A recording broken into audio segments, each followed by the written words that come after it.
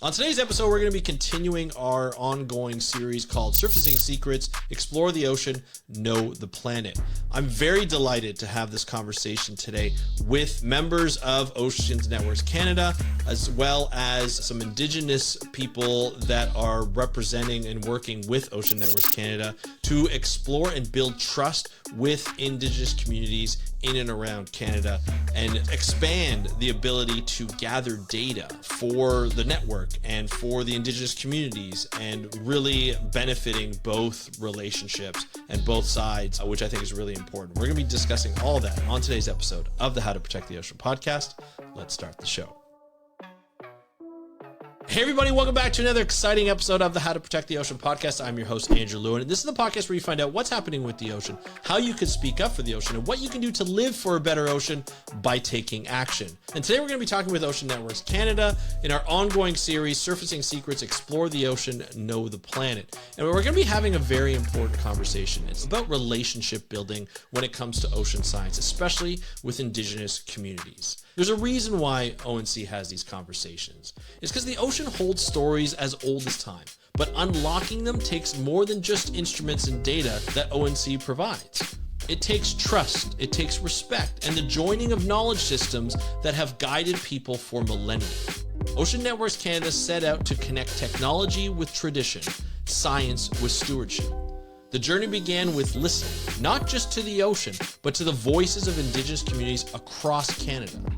Communities that have been ocean guardians long before ocean monitoring had a name. ONC learned that real partnership doesn't arrive with a PowerPoint, it begins with a conversation. It's built over shared goals, co-created projects, and the recognition that knowledge flows both ways. From whale and shipping monitoring to pollution tracking in Burwood Inlet, the work is driven by local priorities. These are not one-off consultations, they are long-term community-led commitments. Indigenous knowledge brings the boots on the ground or in the water perspective that enriches scientific data. Western science brings the tools that can extend the reach of these observations. Together, they reveal a fuller picture of ocean change and how it affects people and ecosystems. In this episode, we meet three people shaping these relationships from the inside.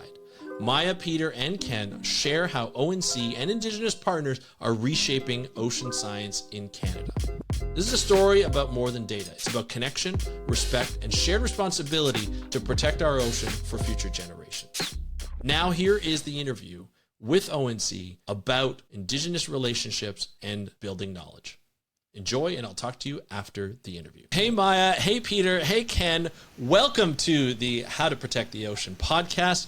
Are you ready to talk about Ocean Networks Canada and Indigenous relationships, looking to find more data from the ocean? I'm ready. Nice. I'm excited. This is going to be a lot of fun. We're here to talk about something that is extremely important, not only in Canada, but around the world, and that is building relationships with local communities. So Maya, we'll start with you. Why don't you let us know who you are and what you do? All right. Hi, I'm Maya Huberex. I'm a first-generation Canadian of Dutch Indonesian heritage, and my role is with Ocean Networks Canada as the Associate Director of Learning and Community Engagement. So I lead a team that works with communities all around Canada, especially with Indigenous communities, to get ocean data into their hands and to see what we can do to help them advance their priorities for ocean science in their regions. I love it. That's wonderful. Peter, how about yourself? Why don't you let us know who you are and what you do? Yeah, I'm Peter Romer. So Peter's my Frisian side, and Asamgan is my Niska side. So I'm from the Niska Nation of people of the Nass River. And I'm the Indigenous Community Liaison for Ocean Networks Canada, which means everything Indigenous comes through my desk eventually, and I get to connect all the amazing experts in our network with those nations. And really I have the cool job of asking nations of how can I support you and in what capacity in various levels of things. And it's great to go into communities and work with communities and see if we can get some monitoring devices in the water. Love it. And Ken, how about yourself? Nidali Sakali Kapwood Muin. My name is Ken Paul. I'm a member of the Wolastoqey Nation. My home community is located in Nagutguk, or otherwise known as Tobic First Nation in northern New Brunswick, in the Atlantic coast. I work independently on a number of different contracts, but all of the work that I do, I'm either supporting First Nation rights, specifically within fisheries. I work with a lot of scientists, a lot of academics. I work with industry groups and with a number of First Nations. And basically, what I'm trying to do is help to empower Indigenous communities. I'm working on with a lot of partners as well. And although I'm very, very busy because there's a lot of work to be done in this area, I also try to make sure that the community members that I work with also have an opportunity to work in this field. Love it. I think that's wonderful. That's perfect. Let's start with how the program was built. So Maya, can you share ONC's Indigenous engagement team, how that came to be, and why it's been like such a core part of the organization? Sure, yeah. So ONC started formally engaging with Indigenous communities in 2013 and 2014. We received funding to install monitoring equipment at locations that might potentially see resource-related development in the coming years in BC, so specifically related to sites that were of interest for liquefied natural gas. So this was quite a controversial project to be attached to, but an important component of the funding we received was to engage with the Indigenous communities who would potentially be nearby these installations. So that was the beginning, and within ONC, I was already working with the learning and engagement team, and we were doing a lot of work around trying to make ocean science inclusive. And so it was a natural fit for me to start working on this challenging project of engaging these communities. So, now I'll do a super fast forward to how we do things now, just to build up a contrast. I would never go into a community with funding in hand and say, we have this project, what do you think of it? That is not the way to do things. But at the time, this was how it all started. And so part of the funding we received was to hire 2 positions, one of which is the position that Peter now has, the Indigenous Community Liaison. And the other role that we created was the Indigenous Community Learning Coordinator. So that was really the beginning of having ONC having specific positions for Indigenous people, because we wanted to advance our partnerships with Indigenous communities. And so over the years, we certainly learned a lot, and I personally have learned so much from working with the communities and the staff members in these roles. So it's been a journey for ONC. Yeah, I can imagine. I mean, what a huge program to build up, stuff we haven't seen before, and so I think that's amazing. Now, Peter, you've worked directly with a variety of different nations. What have Indigenous nations? What have you learned about building trust and sustaining partnerships specifically in ocean science, like through ONC? Well, let's start from the beginning a little bit. Is that Indigenous have been on the front lines of ocean observation since millennia. Here on the coast, just in BC alone, on Triquet Island, there was an archaeological study between UVic and Hakai, and they found 13,500-year-old footprints of sea lion hunters. So we've been observing for thousands of years on our coastlines. Around the world, there's 2,000 Indigenous communities just on the coast, representing over 27 million people. But they're the least engaged, and so.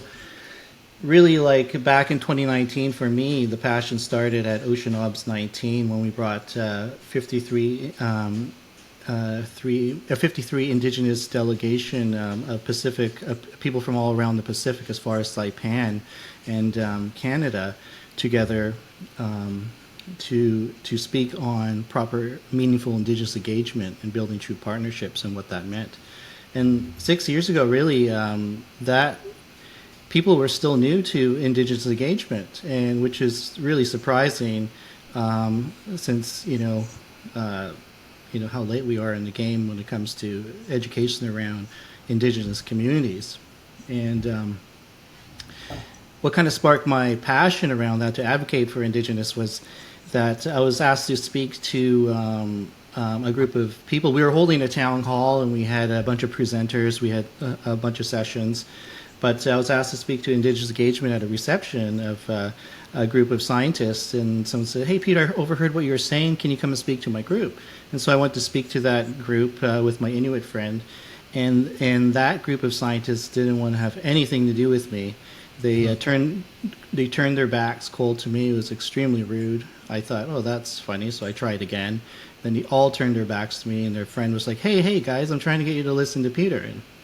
But I was about to have some choice words, but just kind of backed off, and I just realized that there was a lot of work to do in the ocean science community, and that there are old boys and girls clubs out there that still exist that they think they can not engage with Indigenous on the coastlines. And so this gave me a passion to advocate for Indigenous, not just in Canada, but worldwide. Now, doing it as part of ONC and being able to build these relationships, bring it from your point of view, taking your experiences and, coming in a more positive way and being able to connect with other nations as with this trust, because they trust you because of your experiences and your knowledge that you've had. Do you find it more rewarding being able to talk to people of different nations within sort of the context of Canadian ocean science? Oh yeah, it's always rewarding, but that trust, I've been working with Indigenous communities for over 25 years. I'm an Indigenous filmmaker and had an Indigenous show for around 14 years on CTV. So I built a lot of trust with these communities, and really, which takes a lot of just listening and understanding. So when I got the job at ONC, I already had relationships with these communities and a fairly good connections with different chiefs and different leaders around, and a pulse on just some of the struggles that our people face on the coast. I grew up as a commercial fisherman since I was 6 months old till I was 19. I lived on the boat full time, and been through all these different fishing communities, so I understood the type of work they were doing in their communities already. So working with those nations, I was able to gain their trust, in various capacities. It really depends on what a nation is looking for. Whether it's in education, is it in ocean monitoring, is it further in science, and it's really just communities often approach us or get certain funding, and then we find a way to work together, which is usually, hopefully, from the budget up in a true partnership sense. Right. Amazing. Awesome. Now, Ken, you had experiences working with Parks Canada, with the Department of Fisheries and Oceans in Canada, and National Fisheries Leadership. So how does that shape your approach to working with ONC and Indigenous communities? Yeah, so I had a federal career for 20 years before I started working with First Nations chiefs. I first started as a hydrographer with the Canadian Hydrographic Service. I did ocean mapping for 10 years.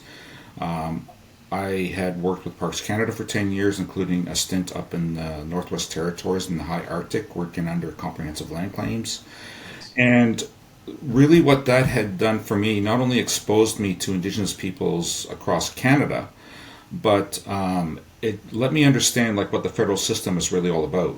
I know that people in our communities, when they look at federal governments, they just see it as government in general. They don't understand the divisions within the government, the responsibilities, and they really, we're trying to figure out how to develop the relationship with Canada from our community perspective.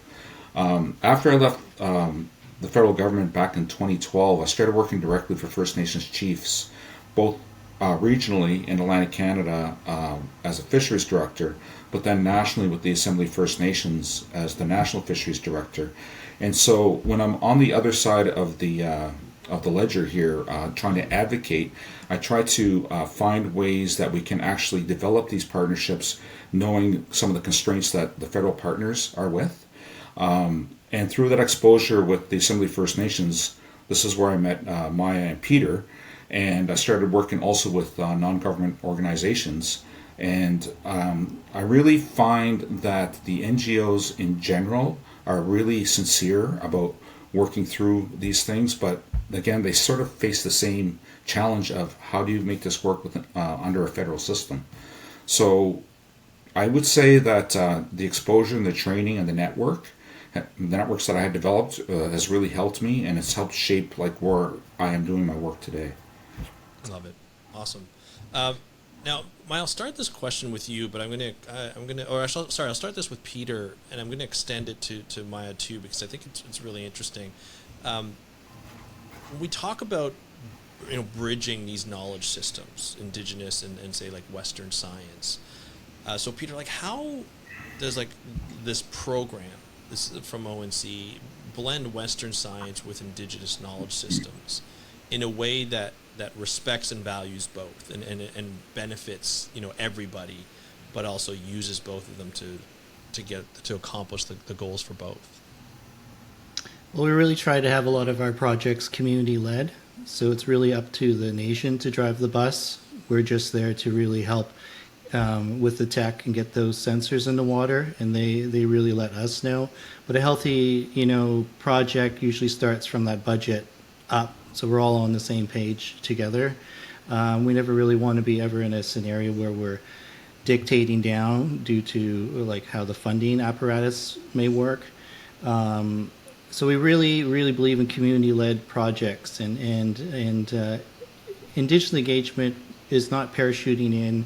It takes a long time to create that relationship, and we never expect that nations are ready to jump or whatever, because we kind of, it's a project by project basis. So it's often, I wish we can get sensors in the water for every nation and we could just pay for it for them. Mm-hmm. But it's a slow process depending where that funding is coming from. But really, the important thing to us is community-led, and that really obviously starts on the good foot and the right way to do it. In the past, there's been lots of parachuting in with a PowerPoint and saying, mm-hmm. hey, this is the project, and then leaving and calling that consultation, which is not. Unfortunately, other parts of the world, that's still happening, even in the U.S. And we consult a lot with our nations, with these different delegations that we're part of. We really hear out everybody from coast to coast, and it's really about building a relationship first before we start talking business. Yeah, absolutely. And it was mentioned, Maya, that sometimes the communities are the ones who are approaching ONC because they would like to be part of this type of program, or maybe have a specific need and maybe have some funding. But sometimes there might be some funding available that ONC has, and you're building these relationships. What have you learned works the best in terms of working, like from your perspective and from the program's perspective, of working with a lot of these Indigenous communities? Is it them coming to you, or is it like maybe a specific funding's available, and then through relationship building that Peter and Ken have done, as well as the ONC program have done, we work together and saying, hey, we could, remember we talked about this, and we'd be able to get some of these instrumentations in. What's the best way, or what has been the most productive way in the past that you've had the experience with? I think what Peter said about trust is really key to all of this. So the best way to work in partnership is to have a respectful relationship with trust established with between all partners, whether those are Indigenous communities or other scientific partners, whoever they are. And I think what's very different to the scientific working culture is that there needs to be a recognition that the time and the money to build those relationships needs to be invested before a project even starts or is proposed. So I think what is very unique about how we've been able to approach this is because we've invested in people and we've grown now our Indigenous engagement staff and also grown capacity in our organization among all our teams in having this mindset towards working that relationships are critically important.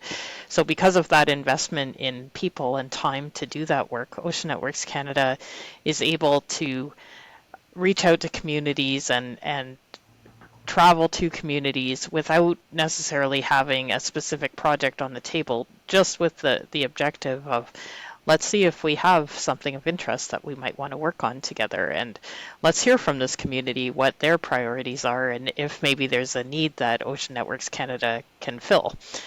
And I think once you figure that out, so if we hear from a community that there's something that's really of interest to them and they know about what Ocean Networks Canada can do, and they also have heard often through word of mouth about the work that we've done with other communities, then we might be in a place to start talking about, hey, let's submit a proposal together, or let's see if this funding could work, or maybe you could join this other project, or maybe we could introduce you to this scientist at a university who's doing something similar. So I think, what's been a real I do think it's changed quite a lot since the beginning, but it is a culture change in science to recognize that that's a very important part of the work. It's not, a sideline to the work or a delay to the work. It's part of the work that needs to happen in order to do this in a good way. Love it. Now, Ken, are there examples of, like, in a situation where Indigenous knowledge provided critical insight in that technology or Western science couldn't, like in your experience? Yeah, I mean, it's hard to talk about specific examples, but I can talk about different areas where it actually works, and it has started with the partnerships. It has started with relationships, and like Maya and Peter are emphasizing this because it is critically important, because there's been a history of people coming into Indigenous communities, grabbing information, grabbing knowledge from them, and exploiting that knowledge. And in some cases, that information has been used against the communities. So this trust, this value of trust, is really important. I've had one chief mention to me last year that when people come into his territory, they're coming in there to take something away. Areas where it seems to be changing are places like in Cape Breton, which is part of Mi'kmaq, where they have developed the CEPI partnership, which is the Collaborative Environmental Partnership Initiatives, where they, under the leadership of actually Charlie Dennis, who is a Mi'kmaq from Eskasoni, who has since passed into the spirit world, had brought people together and said that it doesn't really matter like what your job title is, or if you come from a federal department, a provincial department, an institution, a business. If you're there to talk about the health of the Bedore Lakes and works what is in the best interest of the fisheries, then we want to work with you. And because the Mi'kmaq communities had led this, they had naturally blended in this concept of Indigenous knowledge systems. And the term even Indigenous knowledge, like that's kind of a foreign concept in our communities. Like, it's not a terminology that Native communities came up with. It was other people that have come up with it to describe like a methodology or a way of knowing. So this is why we like to refer to it as a system, because it's a whole other knowledge paradigm, as opposed to like a Western science paradigm, which you have a specific methodology. And the best way to work with these systems is to work with them at the beginning and try to find ways to integrate them together rather than having parallel processes. I know that up in the north, up in Nunavut, Groups like Smart Ice, for example, are using this concept as well.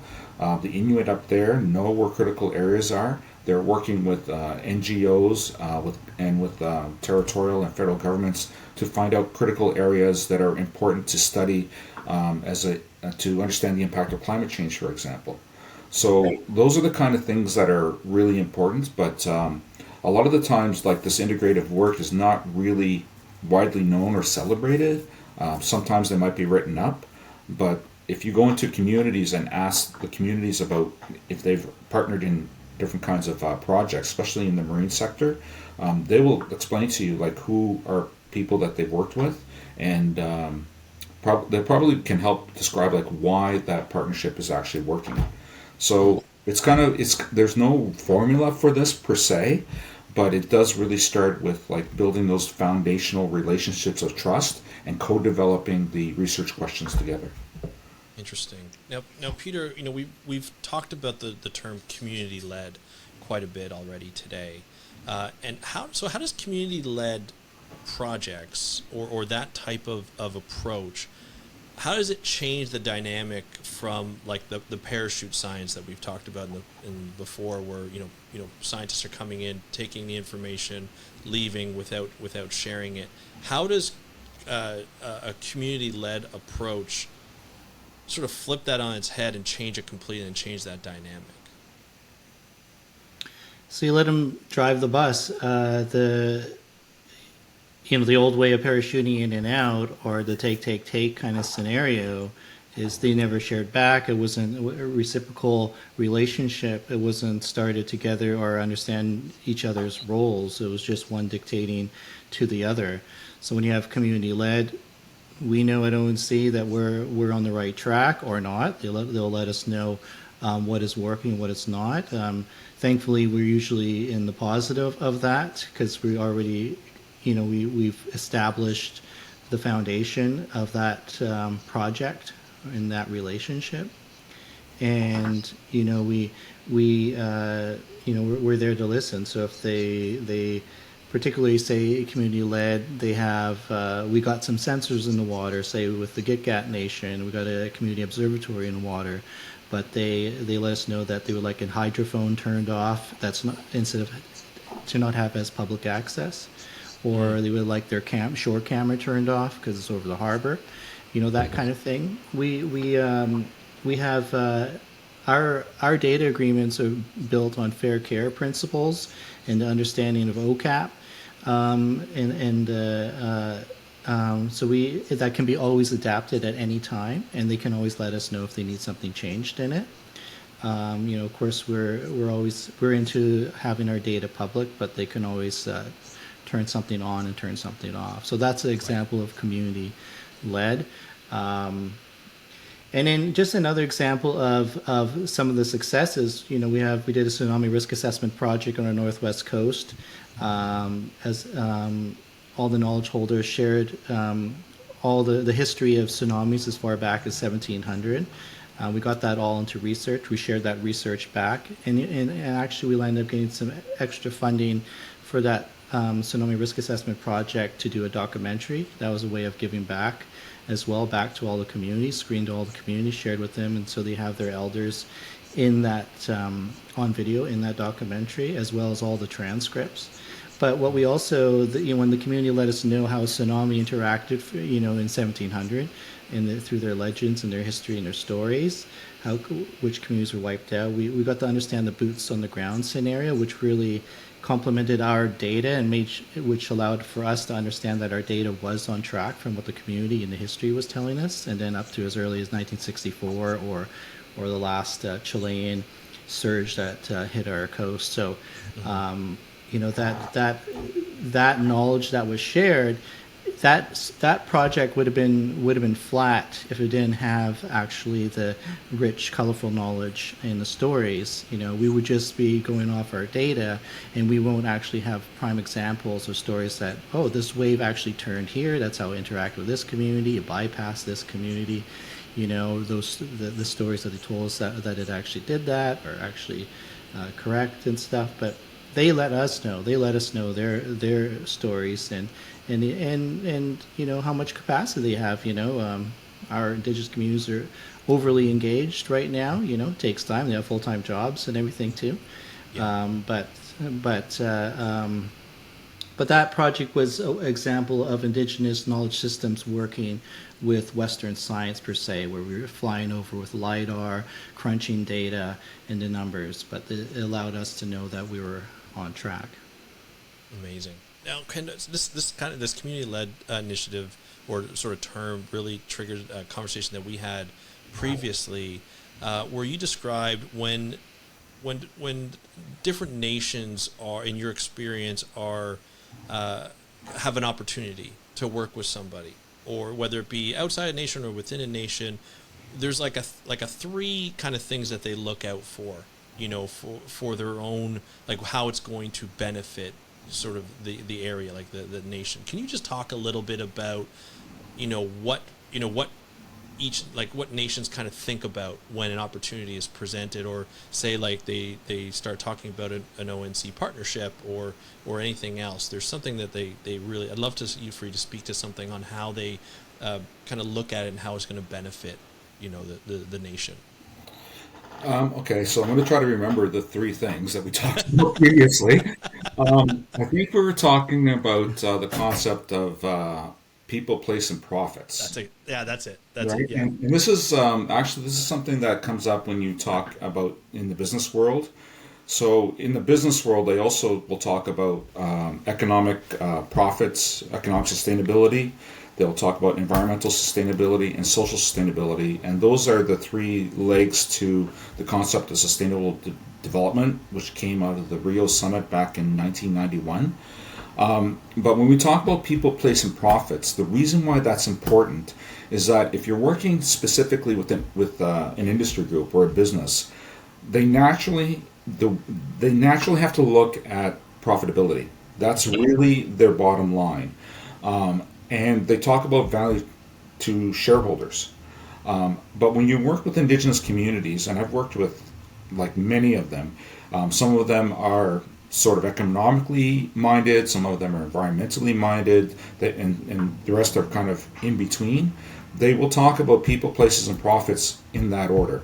The first thing that they will, no matter who you talk to in the communities, they will talk about what is the benefit to community members if we engage in this project. The second thing that they'll talk about is what's the benefit to the long-term sustainability, because people will hear about the 7-generational thinking that many First Nations in Canada use. Not all of them, but many of them do. But they're thinking intergenerationally, like how will this impact the generations yet to come? Because the ancestors did all of the work so that we today could benefit from having a healthy environment, healthy fisheries, healthy natural resources. And in the future, we will be the ancestors.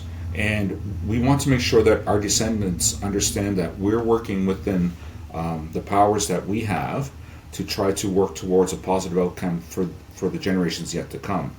And then finally, they will talk about profits. Like Native people in general are not opposed to industry or not opposed to profit, because we understand we live in an economy that has to have monetary value. Right. But oftentimes they will forego the maximizing economic benefits if they feel there's going to be environmental harm. And like a simple example for this, like I have a friend who was in charge of the community fisheries, and they ran their lobster boats. And they knew that they could put 2 people on the lobster boats and make a profit for the band and make a profit for the individuals. But they purposely would put 3 people on the lobster boats to increase employment for individuals. So you're employing 3 people per boat rather than 2. Yep. Now, that's an economic hit, but it's a longer term benefit for community members to elevate all levels, all standards of living. So people, place, and profits, and usually in that order. Yeah, love that. Thank you so much for that, because that's something that stuck with me for quite some time since we had that conversation, and I love that. Thank you so much. Now, Maya, can you talk us through what I know every project's unique, and working with every nation is unique, but can you kind of take us through what it looks like to partner with or how it's looked like in the past to partner with where ONC partners with an Indigenous community from like initial conversation to like deployment of an instrumentation? Can you just kind of take us through what would typically happen? Sure. You're right with what you led off with, though, that It's very each unique. situation, project, community, each person that you're talking to is different. But I will try to answer your question with what we often do, let's say. So we've already talked about how important a relationship is.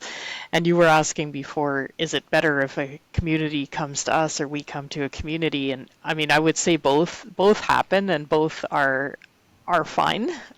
Sometimes communities are happy to see somebody show up and say, we have this funding for this project, and if it already aligns with something they're doing, they might welcome somebody who's coming in and saying, we can do this with you. But it is always great for us when a community comes to us and says, we have this need. For example, we're very interested in building up our program in acoustic monitoring. So this is something that we've heard. And we're concerned, for example, about increasing vessel traffic, and we want to be able to understand how that might be affecting marine mammals and other wildlife in our territory. So, that would be something that has actually happened. So based on those initial conversations, we would look at, well, where does Ocean Networks Canada have the ability to suggest maybe a monitoring system? How can we suggest collecting data to help advance this community's interest?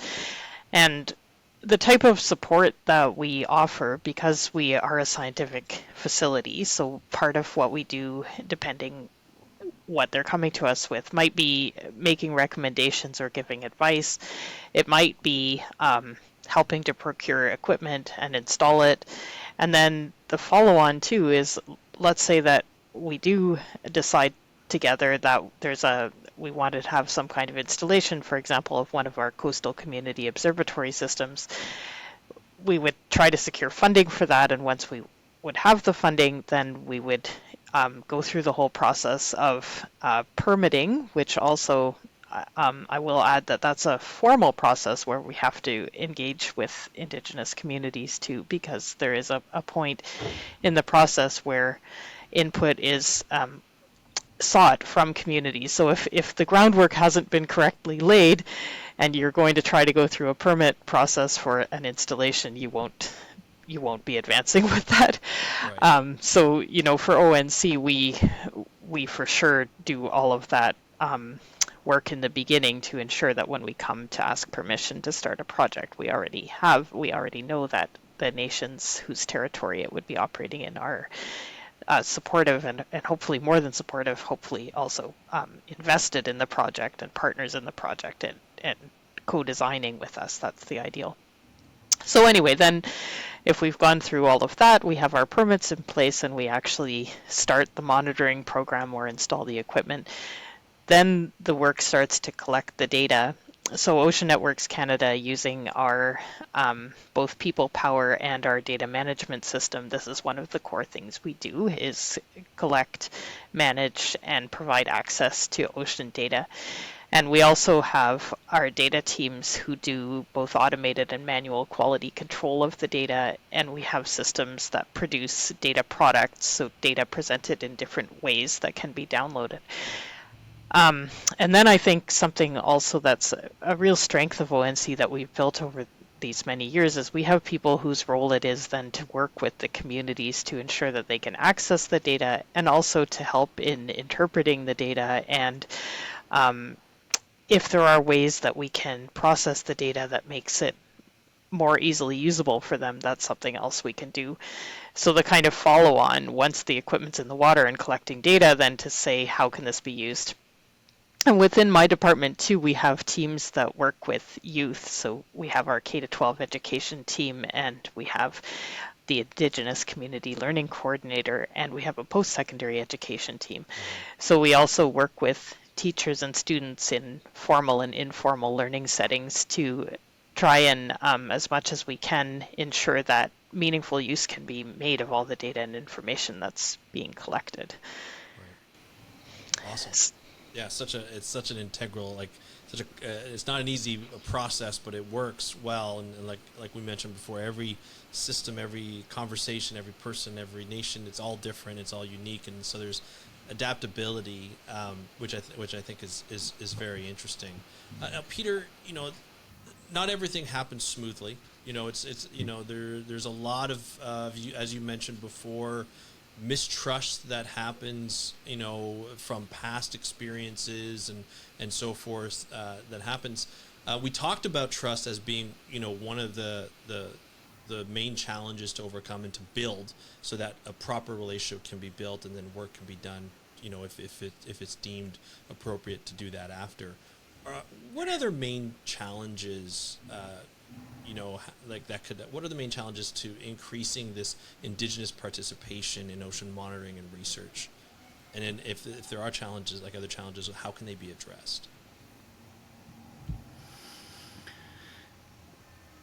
I haven't come across too many challenges at ONC, just because we start that conversation early. That's what I encourage other ocean scientists to do, is, where they run into problems is that communication is not started early, and they think they could just fly into a community and start digging around.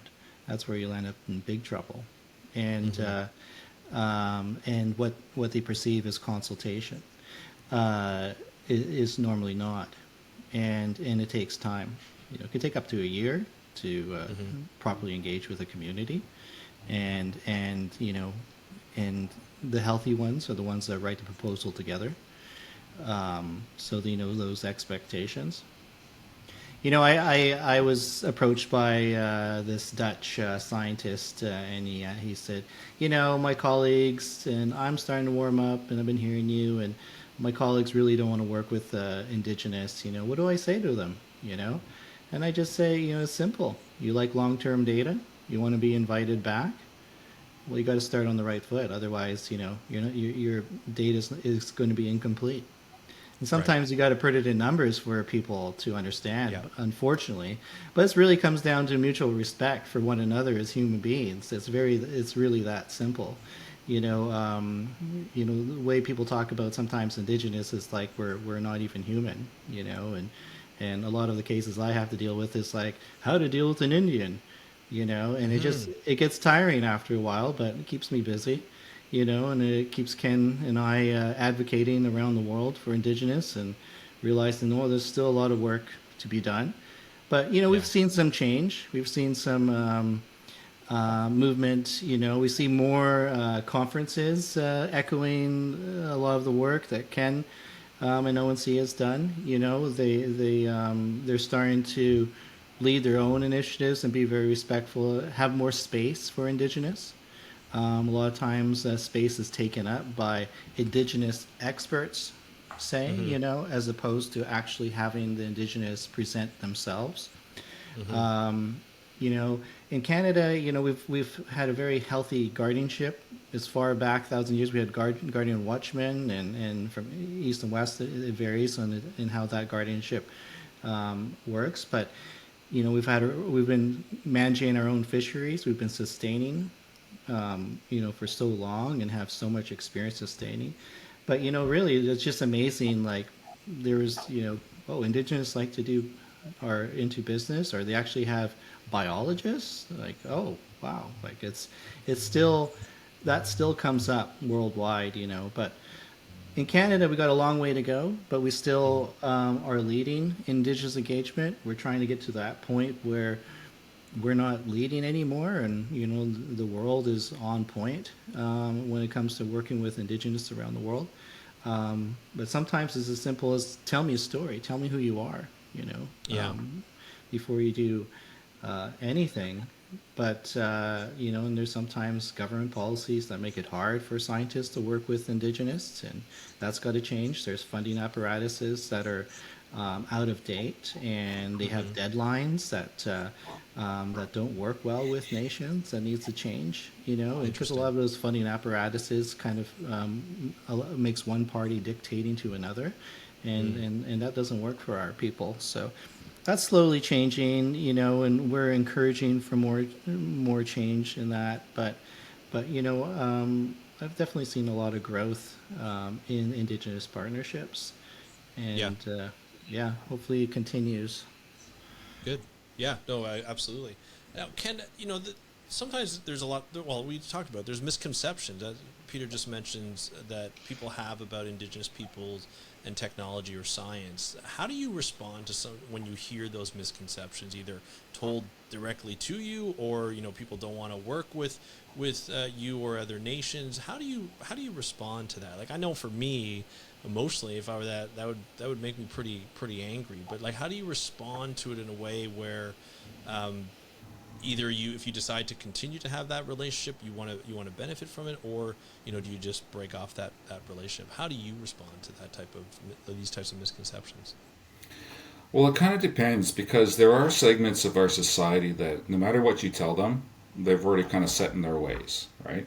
There are other segments of our society that they may not know how to work with Indigenous communities, but they are trying to figure out how to do it. And then some people in the middle that could be, I guess, could be educated, like they're open to learning. And so, first of all, I kind of assess like where people are at. Like if they want to learn, yeah, I'm very happy to share with them. But if they're just trying to formulate counter arguments, like to me that's not a healthy use of my time and my energy. I try to look for the people that are open to doing this kind of work with their communities. That's my personal aspect. And I only really feed enough information that they can understand. Like we can't really talk about always talk about the entire history of what's been going on. Like why are Native people put on reserves, tiny little reserves, right? And this has come like there's still an active Indian Act in Canada, right? So we are a systemically racist country here in Canada because of that. We're the only group that has a people that is being governed by a federal department, and putting us on reserves was a way of pulling us away from resources so that others could exploit. There's also still an epidemic against murdered and missing Indigenous women. So Indigenous women are still being exploited. Sometimes they're being abused, and sometimes they go missing. They go murdered. We have overpopulations within our prison systems, and that's not to say that Native people are like bad or criminals. It's just that the systems are stacked against us. We had laws preventing us from practicing our cultures. We had laws against us having fair representation in courts. But despite all of these different things, the strength of our communities really comes back to the culture and the family units within the communities themselves. We still have governing nations. We still have that long-term vision. We honor our elders. We honor those kind of visions, and we try to take those visions from the elders and try to make them usable and workable in today's environment. We're not peoples that live in the past. We have been adapting. We are going to continue to adapt. We do need help with access to capital. Any work in the ocean sector costs money. And there is a large disparity between what Indigenous community has funding to do as opposed to what needs to be done. So one of the strong things, and this is some of the work that we've done with Ocean Networks Canada when we did this work for the Ocean Decade, the UN Decade for Ocean Sciences, is trying to advocate and try to figure out other funding mechanisms that are outside like the federal system. Because if you have multiple funding systems and multiple funding partners, you have an opportunity to actually bring your community priorities forward. And if Indigenous communities are empowered to do the work that they know needs to be done, we will have a better chance at fighting climate change, fighting the shortages of the fisheries, fighting soil erosion, and really having respect for the relationship we have with the ocean and with nature. Amazing. Yeah, and Peter, just wanted to yeah, add sorry, to go ahead. that. Yeah, so like when I said we're on the front lines, we know the changes in the species. We know the fluctuations, the threads that are happening. So when we talk about big tech too, it's like supporting indigenous nations. Is that why not give them the tech? And then that also helps save costs for scientists. That works for their own data, their own initiatives, to inform their own leaders properly on what's happening in the ocean. A lot of times we're interested in the same type of data, same type of science, but building that like relationship where there could be a sharing of tech and so for example, ONC many moons ago we had done a polar study with sea ice melt with the Inuit, and the Inuit knowledgers would let us know what's happening, the fluctuations in the sea ice. We put monitors into the sea ice. They would go gather it up. They would let us know what was happening. But that's like a partnership. That's a great example of how there's there's a study there that we both have concerns about, and that we agree on. But given the people who are right on the front lines, the tech is something that works for all of us and works for climate change. Yeah, absolutely. Well said. Final question here, and I'll start with Peter. What does a strong, respectful, thriving relationship between ONC and Indigenous nations look like 10 years from now? Well, if we start on the right foot, a lot of those studies can continue. Right. Often there are studies out there, maybe not always ONC related, but that continue to gain the funding because they started that 5-year proposal. Then they got another 5 years per se, and going to 10 years. So that's a really healthy relationship. That's a healthy partnership. Both sides are working well together, but that's because they started from the ground up, as opposed to it coming abstractly in. And we have observatories at ONC that are long term, and different studies are based on those observatories.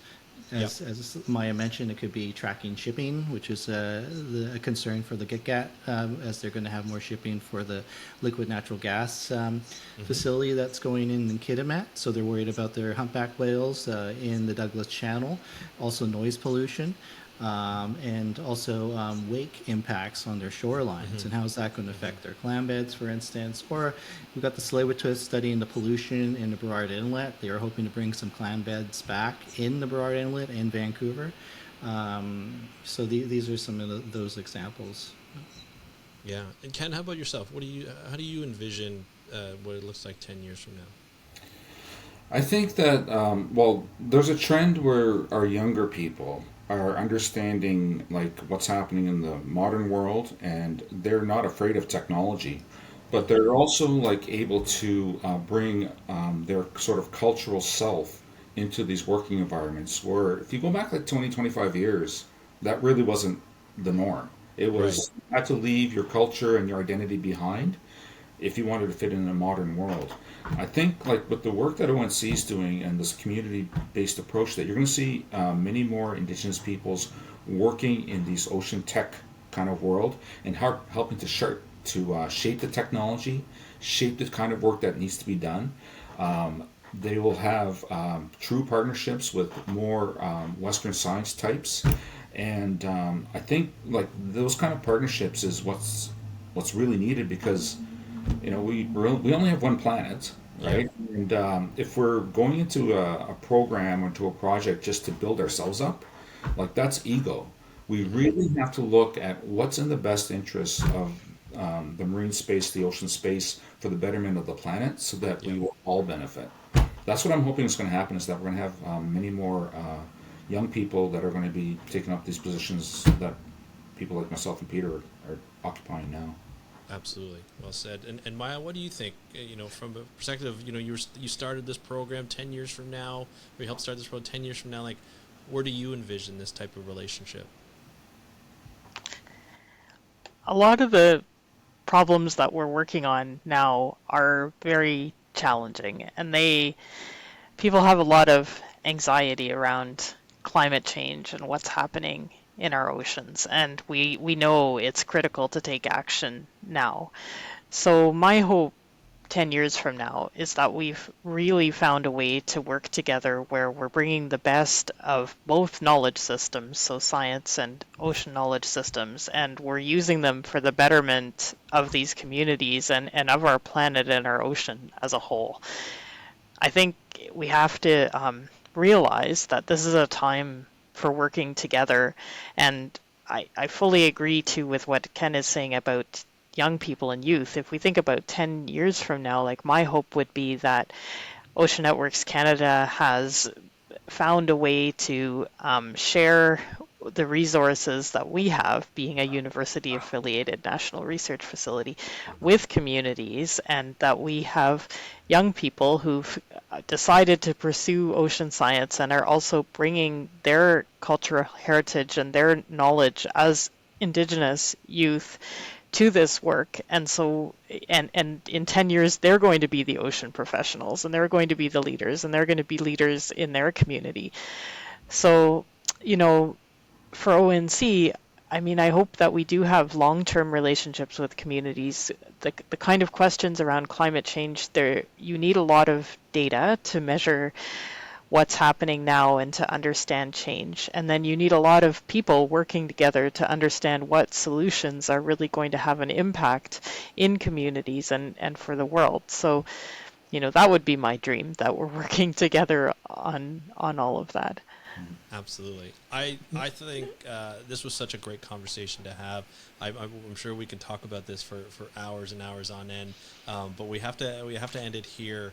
But I'd love to invite you all back on to talk more about this and get into some of the specifics of these projects. But I've learned a lot in terms about building relationships between looking at Western science, looking at Indigenous communities, and how everybody can benefit. And I think it's really important to have these types of conversations. So I want to thank you all for coming on the podcast and teaching us everything that you've experienced and you've known, and we really appreciate you being on the podcast. And I know my audience is gonna love this type of conversation. So thank you so much for all of you for being on. We're just getting Thanks for started. having us. Yes, Leland. Absolutely, just getting started. I like that. Thank you so much. We'll talk to you soon. Thank you, Maya, Peter, and Ken for joining us on today's episode of the How to Protect the Ocean podcast. This was one of those, I feel like, life-changing type of interviews where I learn more than I normally learn. A lot of times I'll have scientists on the podcast. I'll have, data technologists, conservationists, and so forth. And we talk a lot about building relationships with local communities, and we'll talk a lot about science and the technical aspects. But the building relationships, we very rarely go into detail about how those relationships are built and how long it takes, and the patience that are required by both parties to build those relationships.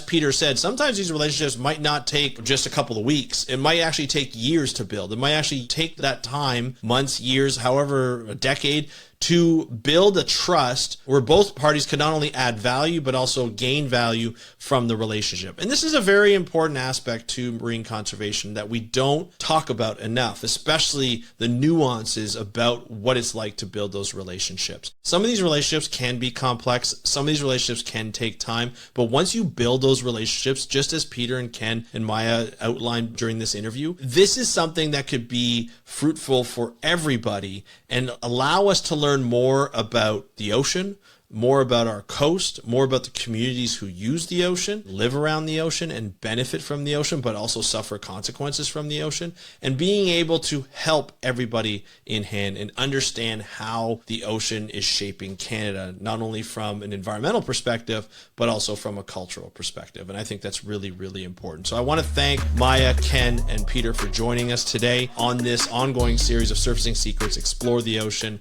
Know the Planet. This is something that's very special to me, and I'm really happy that ONC has been able to partner with us on this and support us through this series. It's been a lot of fun. We're going to continue to do this every month, so stay tuned. You can follow, subscribe, but also go to oceannetworks.ca to find out more about Ocean Networks Canada and what they do and how they serve communities. It's a lot of fun. The website's amazing. There's a data portal for all my scientist friends out there who want access to data. Like I said, it's a lot of fun to explore for anybody of any age, from any background, and get to know the coast of Canada, the deep of Canada a little bit more, and all their programs with Indigenous communities. It's a lot of fun. I'm looking forward to these relationships building and to finding out more about that. So thank you so much for joining me on today's episode of the How to Protect the Ocean podcast. I'm your host, Andrew Lewin. Have a great day. We'll talk to you next time, and happy conservation.